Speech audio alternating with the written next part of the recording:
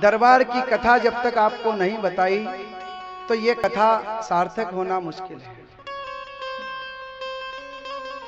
कथा दरबार की आपकी समझ में आई तो ये कथा अपने आप आपके हृदय में उतर जाएगी।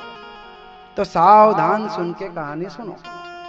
और कहानी नहीं है, वो प्रत्यक्ष घटना है जिसे हम कहानी का रूप दे रहे हैं।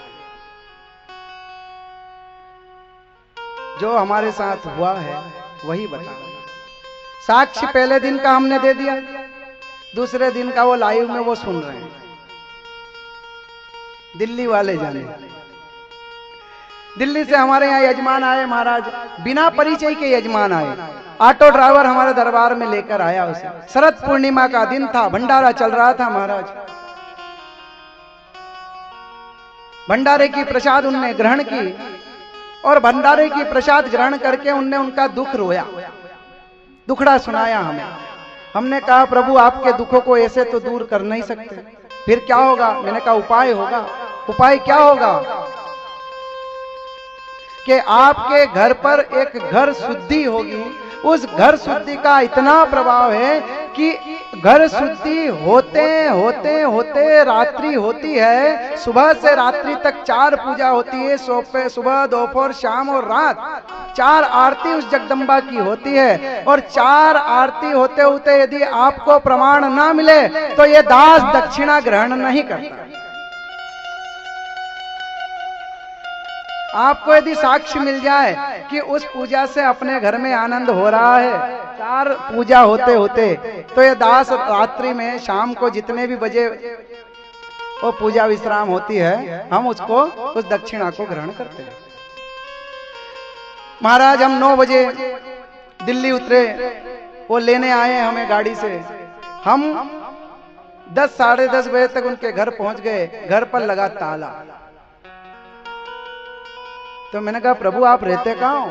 तो बोले बाप जी मैं रेवा तो फिर तमार बुलाता क्यों? क्या बोले? यदि इस मकान में हम रह पाते हैं तो आपको इतनी दूर से बुलाते क्यों? कारण तो यही है, इस घर में प्रवेश करते से ही हमारा इतना नुकसान होता है, इतना नुकसान होता है कि हमारा बेटा लाड़का पलंग पर से ऐसे गिरा कि हम तो उसकी आस ही भूल गए थे। इतने डर गए उस मकान से, उस घर के रहने से कि वो 6 महीने हो गए महाराज वो घर से बाहर हो, दूसरे किराए के मकान में रहने। द्वारिका में 25 बाय 50 का डबल फ्लोर मकान बहुत कीमत रखता है। उस मकान पे जब ताला जड़ा हुआ है देखा, केवल नौकर आते झाड़ू पोछा करके निकल जाते, वापस ताला लगा। महाराज हमने कहा ताला खोलो। हमने वहीं हमारा स्नान ध्यान किया और 11 बजे हमने पूजन लगाई। जब 11 बजे प्रथम पूजन हमने लगाई तो 11 से 12 प्रथम पूजन चली और उनके पिताजी आ गए। जब 1.5 से 2.5 वाली जो पूजन थी उसमें उनके पिताजी हाथों में फूल रखकर उस पूजा में 1 घंटा सतत बैठे और बेटे की निगाह जैसे ही पिता पे गई और बेटे ने कहा कि मेरी पूजा तो सफल हो गई। कारण के पिता ने आज तक किसी भगवान को नतमस्तक नहीं किया। बोले सबसे बड़े नास्तिक हैं महाराज।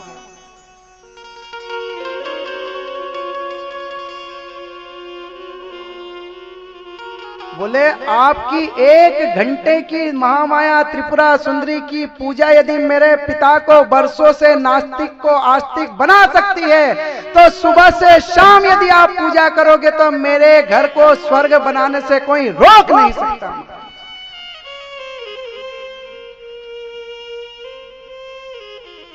1:30 बजे की पूजा हुई, उनकी भार्या भी घर पर आ गई। बहुत दिन से मायके बैठे थे, सुन रहे हैं वो हमें।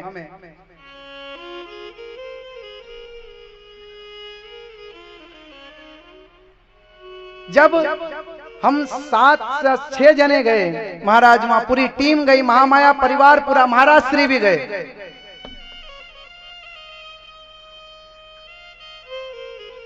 जब हमने 1.5 से 2.5 वाली पूजा विश्राम की, संध्या काल की पूजा लगाई महाराज, और संध्या काल की पूजा होने के बाद जब नवचंडी का यज्ञ प्रारंभ किया संध्या काल के बाद, तो वही माता, वही गृहिणी, हमारे टीम के सीनियर जिन्हें हम भ्राताश्री कहते हैं, वो यहाँ सभा पांडाल में विराजमान नहीं है, उन्हें 1 घंटे तक चर्चा की कि बाबूजी मैं इस घर को छोड़कर कभी नहीं जाऊंगी, इतना अच्छा लग रहा है संध्या की पूजन के बाद।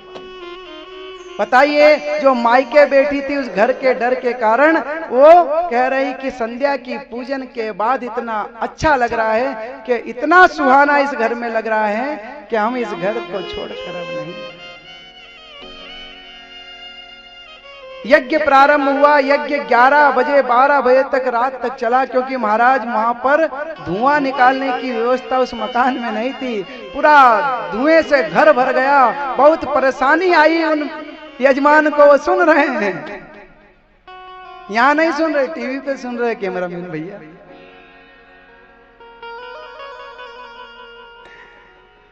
आंखों से आंसू आ रहे हैं, हवन कर रहे हैं, आंखों से आंसू आ रहे हैं, हवन कर रहे हैं। उनके नेत्रों से बहे आंसू, उनके जीवन में इतना आनंद हुआ कि उस पूजा के बाद बेटा तो था ही घर में महाराज, 1 वर्ष बीता, मां महामाया त्रिपुरा सुंदरी रूप में कन्या का जन्म हुआ।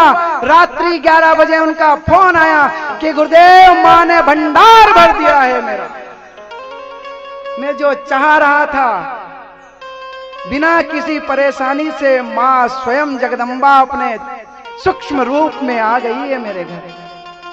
तो ऐसे ऐसे प्रभाव है उस महामाया त्रिपुरा सुंदरी के कार्यों से महाराज, चमत्कार ही चमत्कार है। हम क्यों अवगत करा रहे हैं आपको? कारण क्या है?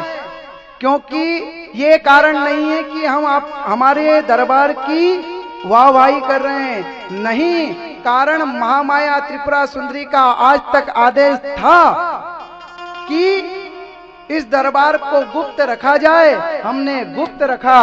और आज जब महामाया त्रिपुरा सुंदरी का आदेश आया है कि जंगल में जाना है और वहीं भव्य मंदिर बनाना है और भक्तों के हजारों की भीड़ में अब दुखों को काटना है, तो ये दास आपके बीच में ये बात रख रहा है।